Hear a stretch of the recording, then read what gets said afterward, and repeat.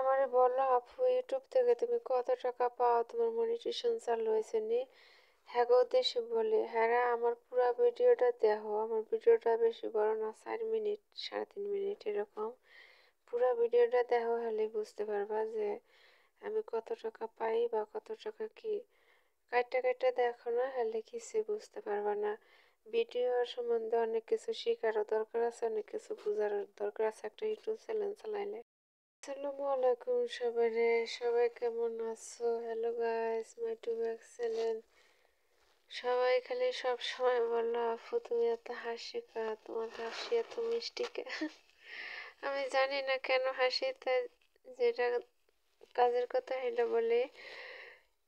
সবাই অনেকে বললো আপু তুমি ইউটিউব থেকে কত টাকা পাও, ইউটিউব থেকে টাকা পাও নি, তোমার মনিটেশন চালু হয়েছে নি, এ বলো। হ্যাঁ হ্যাঁ গো উদ্দেশ্যে বলে রে, ইউটিউবে অনেক জার্নি করা লাগে রে ভাই, ইউটিউব চ্যানেল চালান সব কিছু শেখার লাগে আগের থেকে। কারণ কি কোনো জিনিস না জানি না ভুল করলে এটা তো কিছু করার নেই বলো। আমার আমার সব কিছু কমপ্লিট হয়ে গেছিল গা, বুঝছো? আমার ভিউজ মিউজ সব কিছু সমান সমান না গেছিল, সামান্য কিছু বাকি ছিল।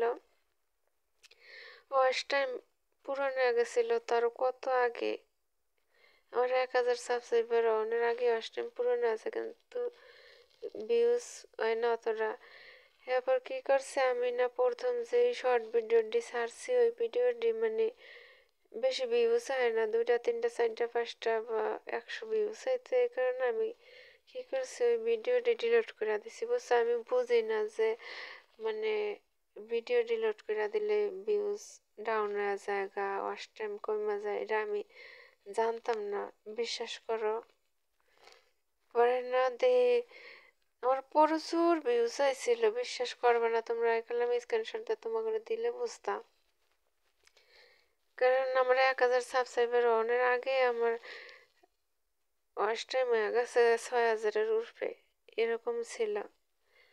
আলহামদুলিল্লাহ অনেক ওয়াচ টাইম, অনেক ভিউজ, অনেক কিছু আসছিল।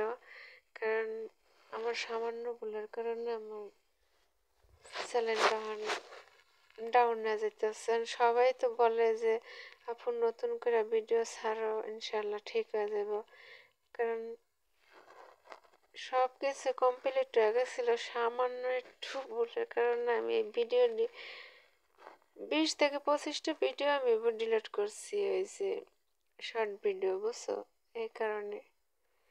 কারণ প্রথম থেকে আমার নিজের ভিডিও আমি দিতাম না, আমি অন্য মানুষের ভিডিও, অন্য মানুষের না, আমি ওই যে পিকচার মিক্সার দিয়া পরে ভিডিও করে হ্যাঁ পর আমি ছাড়তাম। কারণ ওই সময় আমি বুঝতাম না এত কিছু ইউটিউবের বিষয়ে, যেটা আমি বলি তোমাকে।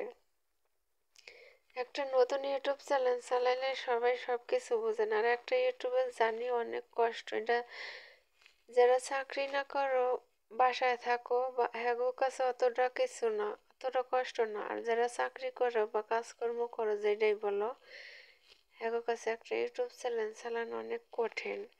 কারণ এই ভিডিও করা লাগে, ভিডিও পাবলিশ করা লাগে, মেক করা লাগে, এডিট করা লাগে, অনেক ইয়া এর মধ্যে লাইক কমেন্ট করা লাগে, সবাই রে সবার কমেন্টের উত্তর দেওয়া লাগে, অনেক ঝামেলা। এটা আমি বলবো আমার কাছে যতটা কষ্ট তোমাদের কাছে অতটাই কষ্ট।